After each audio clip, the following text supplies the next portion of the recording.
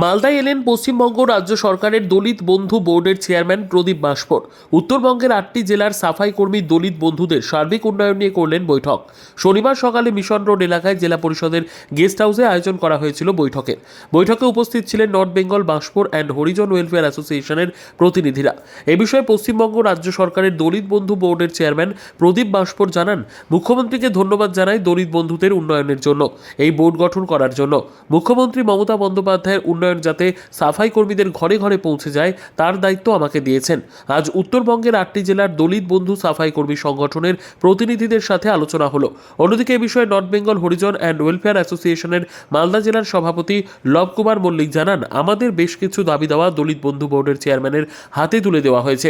পাশাপাশি সাফাই কর্মীদের উন্নয়ন নিয়ে 8টি জেলার প্রতিনিধিদের উপস্থিতিতে এক বৈঠক হয়েছে আজকে আমাদের দুটো থেকে দলিত বন্ধু welfare development government of West বেঙ্গলের বিশিষ্ট আন্ডারে আমরা 8টা জেলার লোককে নিয়ে আমরা খতিয়ে দেখব কি আমাদের দলিত সম্প্রদায়ের মানুষের জন্য তিনি মাননীয় মুখ্যমন্ত্রী বোর্ড গঠন করেছেন, তা আমাদের মানুষের যে কী সুবিধা কী অসুবিধা আছে সেটা আমরা খতিয়ে দেখার জন্য আমাদের একটা দুটো সময় মিটিং ডাকা হয়েছে।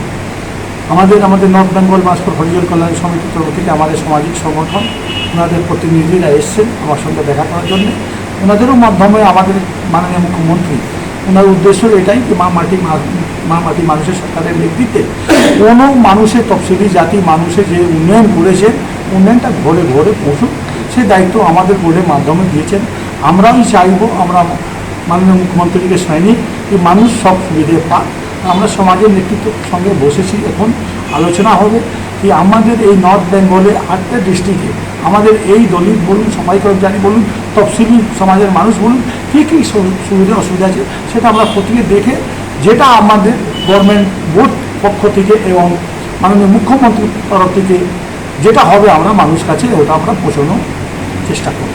আজকে আমাদের মালদা জেলায় উপস্থিত হয়েছেন আমাদের দলিত বন্ধু বোর্ডের চেয়ারম্যান সাহেব শ্রী প্রদীপ বাস্পরজি।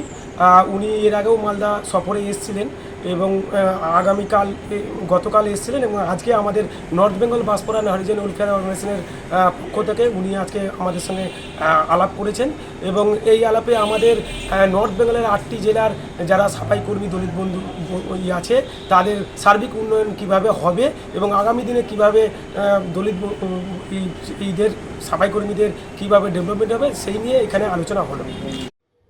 Bureau report, PB news. নেশা আমাদের সমাজ ও সমাজের ছেলেগুলিকে ধ্বংসের পথে নিয়ে যাচ্ছে।